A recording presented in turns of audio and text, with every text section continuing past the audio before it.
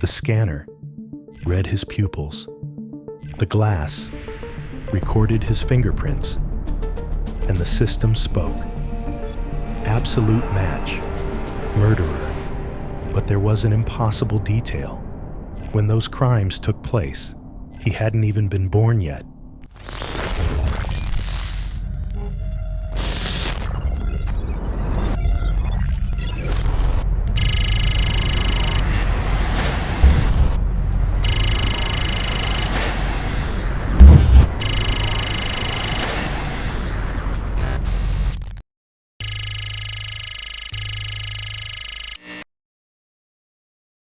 A beam of artificial light fell on the skin of a 22-year-old young man. His shadow trembled on the cold wall of the police station, while the scanner went over his pupils and the glass recorded the invisible lines of his fingers. A routine procedure, just another formality in the year 2117. No one feared the biometric scan. It was as common as showing their driver's license, as automatic as breathing, until something broke. His name was Ethan Miller. He had grown up in a suburb on the east belt of the city of Chicago, in a small house with an unkempt front yard and an old dog that slept more than it barked. His adoptive mother, Margaret Miller, a retired teacher, had raised him with simple discipline. Study, respect, work hard. Ethan never knew his biological parents. He didn't even ask. For him, Maggie was enough. As a child, he had played baseball on a school team, ridden his bike through empty streets, and worked at a local gas station during the summers. His life was ordinary, almost boring. The kind of life that would never make the news headlines until that night. Just a few hours earlier, he had left a nightclub. Just another night. Loud music, glasses of alcohol, laughter from friends. He had drunk too much, enough for a routine check to stop him at the wheel. A youthful mistake, one of those that in other times would have ended in a fine or a lecture from his mother. But that night, his world changed. The system spoke first, a synthetic, neutral, unappealable voice. Absolute match, profile identified, perpetrator of 6 crimes committed between the year 2090 and 2094. Status, fugitive, priority, immediate capture. The officers did not hesitate. The system never makes mistakes. The system never doubts. Ethan, however, had been born in the year 2095. When those murders happened, he didn't even exist. They locked him in a windowless cell. The metallic echo of the door was the first sentence.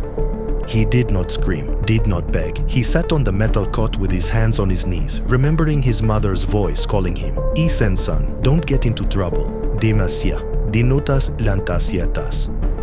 Silence was his only defense, because he knew that words would be useless against the weight of the data, the evidence of biology itself. In his head, images of his life mixed with the absurdity of the accusation. The rusty bicycle he rode to school, the dirty uniform from the gas station, the first time he kissed a girl in the neighborhood park.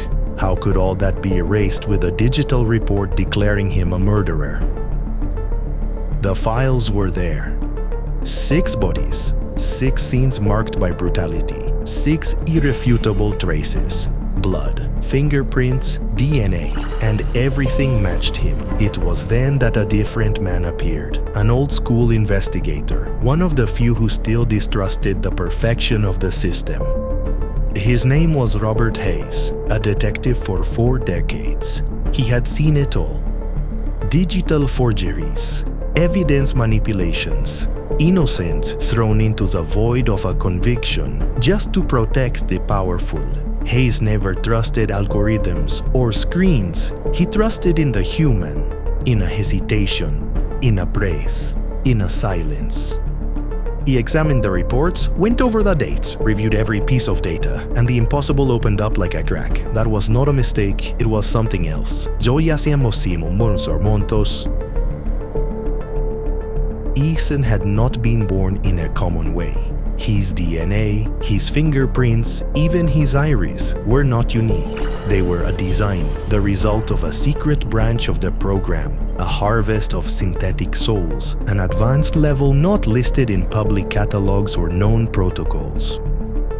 A technology that never reached the people, a hidden plan, classified, reserved for circles of power, a realm where they did not speak of medicine but of control.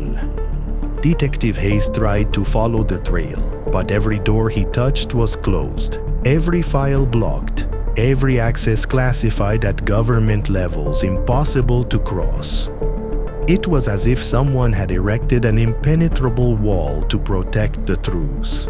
A wall that did not respond to technical failures, but to deliberate decisions. And the further he advanced, the clearer he saw the pattern. Ethan was not a system error. He was its most calculated product. The trial was a spectacle. The room was filled with journalists, cameras, citizens watching with morbid curiosity. Floating screens displayed biometric matches with 100% accuracy. The jurors did not look at Ethan. They looked at the data, and at that time, data was the only truth. Ethan listened to his sentence in silence, thinking of his mother, who had sent desperate letters pleading for clemency. He thought about the house where he had grown up, about the old family photo in the dining room. Everything seemed like a memory erased by a decision that was not his. Meanwhile, somewhere in the same system, someone else was watching the broadcast protected by that invisible wall. Someone with enough power to fabricate a culprit and erase their own trace. Detective Hayes presented his report. He tried to show the impossible, that the young man was born after the crimes, that he could not be the murderer. He showed charts, timelines, birth certificates, medical statements. He did everything he could to show the absurdity, but no one listened, because admitting it would have meant exposing those behind it all, and no one dared to look further. In the end, there was no escape, no redemption. There was condemnation. The echo of his words remained suspended like a fracture impossible to repair. The real killer never fled. He is protected by the same system that created me.